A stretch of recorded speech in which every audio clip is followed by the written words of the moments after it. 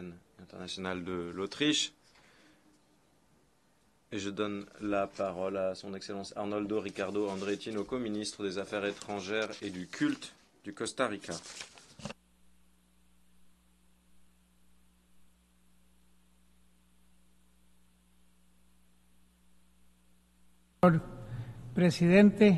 Monsieur le Président, Excellences, le Costa Rica vous adresse ses félicitations.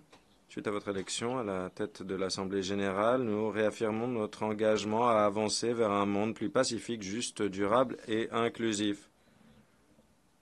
Nous participons à cette session dans un contexte de relance de la course aux armements, d'augmentation des tensions géopolitiques, de violation systématique des droits humains et des principes du droit international, accompagné de l'expansion de conflits violents en Afrique, en Europe, en passant par le Moyen-Orient et dans le contexte sur notre continent d'une présence croissante de trafiquants de stupéfiants et d'essor de la criminalité transnationale organisée. Nous faisons face à une triple crise planétaire. Nous faisons face à l'augmentation de la pauvreté et des inégalités, au creusement de fossés, à des asymétries dans le pays et entre les pays.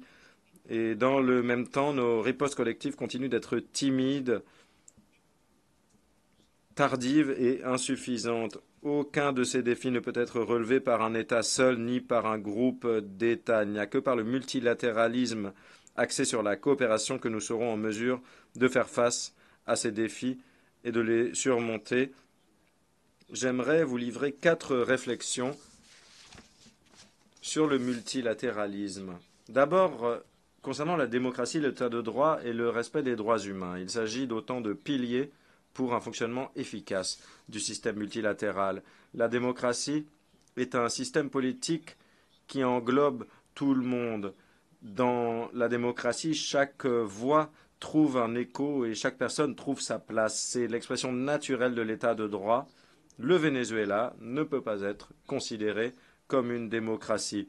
Une démocratie n'expulse pas 8 millions de ses citoyens, ne provoque pas une crise migratoire inédite dont les répercussions se ressentent dans l'ensemble de l'Occident. Une démocratie ne persécute pas, n'intimide pas, n'emprisonne pas et ne torture pas pour des raisons politiques. Une démocratie ne refuse pas l'accès au dépouillement des voix des représentants des partis de l'opposition et ne déclare pas de triomphe électoral sans aucune preuve. Le Costa Rica, à l'instar de l'immense majorité des pays de la région, condamne la manipulation des résultats et continue d'exiger une vérification impartiale, transparente et indépendante.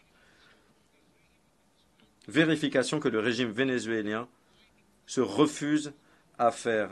Il ne fait aucun doute que Nicolás Maduro n'a pas gagné les élections et il ne fait aucun doute du fait qu'il compte se maintenir au pouvoir à tout prix. Ne permettons pas qu'une fois de plus, on normalise la répression et la dictature au Venezuela. Et ce n'est pas la seule violation des principes démocratiques dans ma région. Il y a des milliers de personnes qui, au quotidien, traversent la frontière nord, fuyant la répression d'une dictature qui existe depuis près de 30 ans au Nicaragua. Une dictature qui nous a privés de liberté, de droits humains, qui a privé les citoyens de leur liberté, de leurs droits humains, de leurs rêves, de leur citoyenneté, les transformant ainsi en apatrides. Le Costa Rica est le premier pays d'Amérique latine à avoir accordé sa nationalité à une personne apatride. Et à ce titre, nous exhortons la communauté internationale à redoubler d'efforts pour éliminer ce statut dans lequel on n'est pas protégé. On ne peut pas non plus être indifférent face à la situation en Haïti, la crise humanitaire dans ce pays a trouvé une réponse très timide, ce qui est immoral de la part de d'une partie de la communauté internationale. Les 674 millions de dollars nécessaires pour le plan de riposte humanitaire ne représente que 0,03% des dépenses militaires mondiales qui a atteint en 2023 2,2 000 milliards de dollars américains selon l'Institut international de Stockholm sur la paix.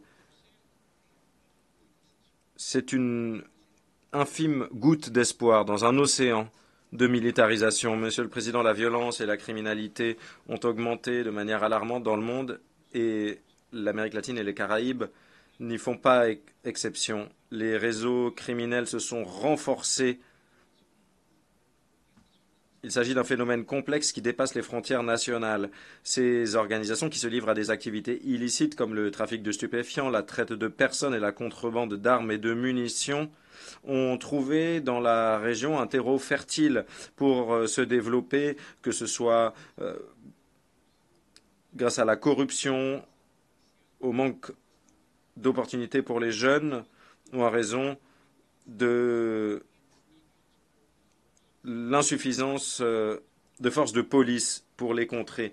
Les liens entre ces réseaux touchent la sécurité et le bien-être des communautés locales, mais également des répercussions sur la stabilité mondiale, vu que leurs opérations tendent à s'élargir à travers les pays de transit et à toucher les marchés internationaux. Face à cette réalité, il est impératif que la communauté internationale adopte une approche coordonnée et multilatérale, encourageant la promotion et les échanges d'informations et des mesures juridiques robustes pour lutter contre ce phénomène. Il n'y a que par des efforts concertés que l'on pourra démanteler les structures de ces organisations et, en définitive, rétablir la paix et la sécurité dans la région. Ce qui m'amène à ma deuxième réflexion. La paix, est au cœur du multilatéralisme. Sans justice, il n'y a pas de paix. Cependant, la justice et la paix sont affaiblies avec l'escalade des conflits à Gaza, au Liban, en Ukraine, en mer Rouge, au Soudan, au Sahel, au Yémen, à Myanmar et en Syrie. Ces crises mettent à nu la fragilité de notre système de sécurité collective et exigent que toutes les parties au conflit honorent leurs obligations au titre du droit international et notamment le droit international humanitaire. Les normes et les principes doivent être respectés sans exception, notamment le principe de protection des civils et les principes de proportionnalité, de limitation, de distinction et d'humanité.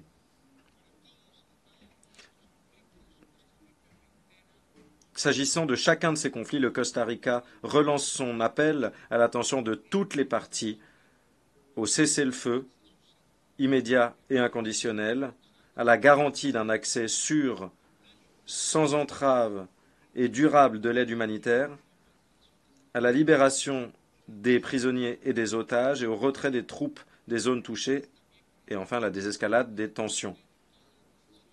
Il est également primordial et urgent de respecter de bonne foi les décisions émanant des tribunaux internationaux et du Conseil de sécurité parce que sans justice, il n'y aura pas de paix durable. J'exprime notre profonde préoccupation concernant l'affaiblissement des instruments internationaux en matière de désarmement humanitaire et le Costa Rica exhorte les États à inverser la tendance et à redoubler d'efforts pour garantir que les civils ne deviennent pas des victimes de l'emploi d'armes ayant des effets indiscriminés.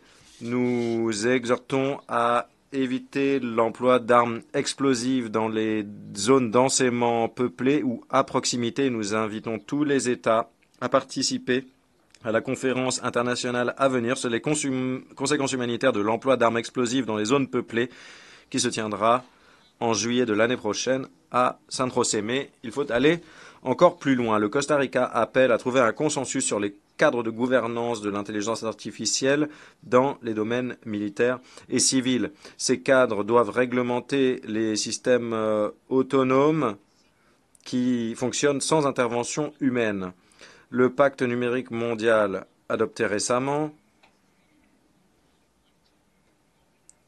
donne les outils au système multilatéral de se pencher sur l'intelligence artificielle et c'est essentiel pour le développement de l'intelligence artificielle et les études sur ces technologies.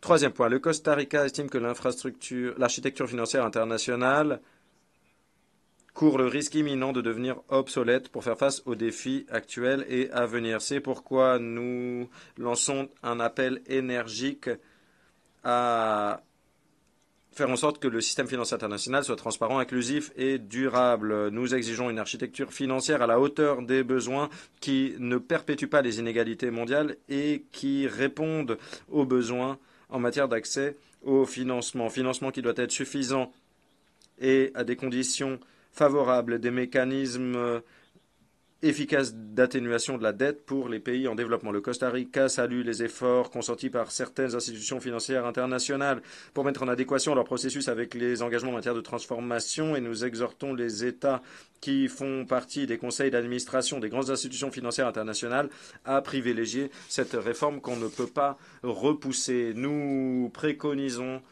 une capitalisation urgente des banques multilatérales de développement et appelons à augmenter l'utilisation de mécanismes nouveaux et innovants de financement comme les obligations vertes et bleues ainsi que l'échange dettes contre services écosystémiques. Les pays à revenus élevés et en transition les pays à revenus intermédiaires de la tranche supérieure et en transition comme le Costa Rica ont besoin d'un système financier international qui fournisse des outils de financement pour le développement adaptés aux besoins spécifiques, des outils souples adaptés à la situation budgétaire et structurelle de ces pays. Nous espérons que la 4e conférence internationale sur le financement du développement débouchera sur des accords concrets qui seront la preuve d'une volonté politique. Quatrième point, afin de garantir le bien-être des générations à venir, le multilatéralisme doit être également bleu. Le Costa Rica a mis au point une robuste diplomatie bleue qui reconnaît le rôle essentiel que jouent les océans dans la santé de la planète. Pour que notre planète soit habitable, nous avons besoin d'un océan en bonne santé. C'est de l'océan que vient 50% de l'oxygène que nous respirons. C'est la principale source de protéines du monde. C'est le principal lieu de stockage du carbone et c'est un régulateur du climat. 3 milliards de personnes dépendent de sa biodiversité pour survivre. C'est pourquoi il est urgent que le nouveau traité BBNJ entre en vigueur. Il faut avoir un traité ambitieux sur le plastique. Et il faut faire en sorte que l'extraction dans les grands fonds marins ne commence pas tant qu'il n'y aura pas des garanties sur les effets préjudiciables sur l'environnement marin pour la santé de la planète et répondre et faire face aux défis multiples auxquels font face les océans. Je vous invite à participer à la 3e conférence des Nations Unies sur les océans co-organisée par le Costa Rica et la France en juin 2025 à Nice. Monsieur le Président, le système multilatéral est mis à rude épreuve et nous le savons tous. Sa rénovation, son renouvellement dépendra de leadership courageux, de propositions innovantes, de notre capacité collective à honorer les principes et normes du droit international sans deux poids, deux mesures. Son renouvellement sera une réalité lorsque nous traduirons lorsque les ressources utilisées pour la guerre seront utilisées comme ciment de la paix. Il faut agir maintenant. Nous avons une seule opportunité. C'est urgent. Merci beaucoup. Je remercie son Excellence Arnoldo Ricardo André Tinoco, ministre des Affaires étrangères et du Culte du Costa Rica.